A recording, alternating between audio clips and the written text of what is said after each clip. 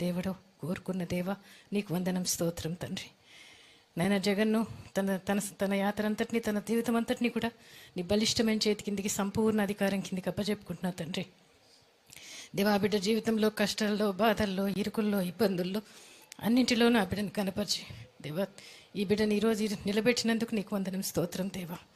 తండ్రి, ఈ ఎన్నికల యాత్రలో తండ్రి మీ తోడు, మీ సన్నిధి ఉంచమని వేడుకుంటున్నా దేవా. యెహోవా నీ ముందు నడుచున్నాడు, నీకు తోడై ఉన్నాడు, భయపడకము, విస్మయం అందుకము.